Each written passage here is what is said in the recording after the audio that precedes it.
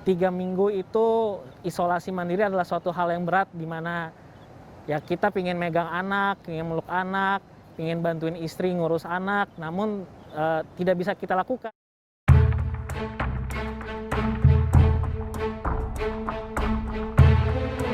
ASN yang bertugas di kelurahan merupakan ujung tombak pelayanan Pemprov DKI Jakarta.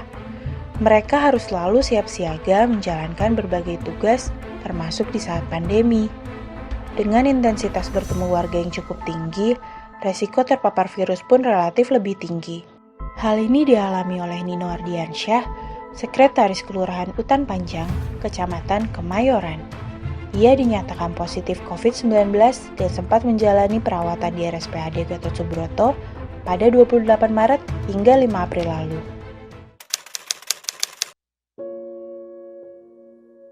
Awal mulanya sekitar dari akhir Februari, saya mengalami demam dan meriang, sakit kepala, disertai batuk.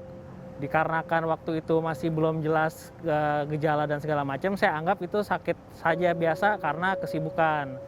Kemudian saya berobat ke dokter, didiagnosa awalnya itu tipes. Dicek ronsen, ternyata saya ada flek banyak. Pada saat itu flek itu mengindikasikan bahwa saya COVID. Saya isolasi di ruangan khusus 1,5 hari, kemudian 9 hari lainnya saya berada di ruang isolasi mandiri. Saya sudah dilakukan pemeriksaan swab selanjutnya, namun hasil belum keluar. Saya diarahkan pulang karena pada saat itu pasien membludak dan mereka butuh bed tambahan, mereka butuh bed untuk pasien-pasien baru. Karena saya dianggap sudah sehat namun belum negatif COVID, saya diarahkan untuk melakukan isolasi mandiri di rumah. Saya isolasi mandiri di rumah hampir 3 minggu karena hasil COVID saya negatif sekali, kemudian positif.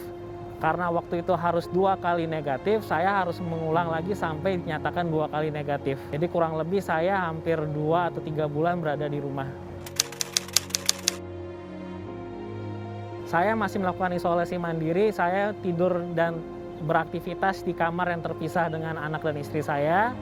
Ketika saya beraktivitas di luar pun juga anak dan istri saya berada di kamarnya mereka, sehingga kami tidak ada jumpa secara fisik secara langsung, paling hanya lewat ketemu di jendela kamar gitu.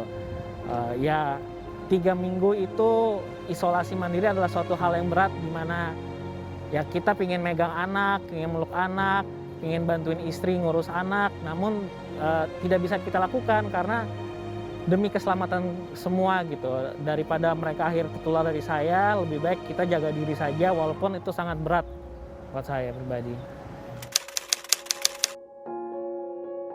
Namun yang saya rasakan setelah saya masuk kembali ke kantor adalah stamina saya tidak seperti dulu. Saya jujur lebih gampang lemas dibanding sebelum saya terpapar.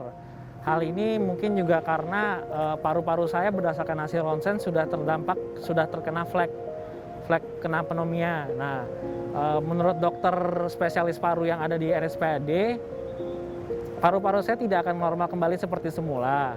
Sisa-sisa flek itu akan selalu ada, sehingga saya pun juga diharapkan agar tidak terlalu capek.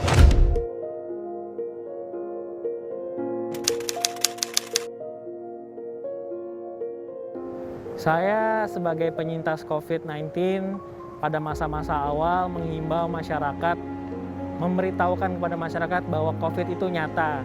Sakit yang saya derita itu beneran nyata dan itu tidak hanya sakit secara fisik. Pandemi ini merugikan semua pihak, termasuk juga yang terkena. Oleh karena itu saya berpesan, jangan anggap remeh COVID-19. Jangan anggap remeh menjaga protokol kesehatan. Sayangilah saudara-saudara kalian, kerabat-kerabat kalian, sayangilah rekan-rekan kalian dengan menjaga protokol kesehatan, gunakan masker selalu dan cuci tangan. Sohib Jakpus, patuhi terus protokol pencegahan COVID-19 ya. Selalu pakai masker saat keluar rumah, jaga jarak aman dengan orang lain, dan sering-sering mencuci tangan. Semoga kita semua terhindar dari virus ini.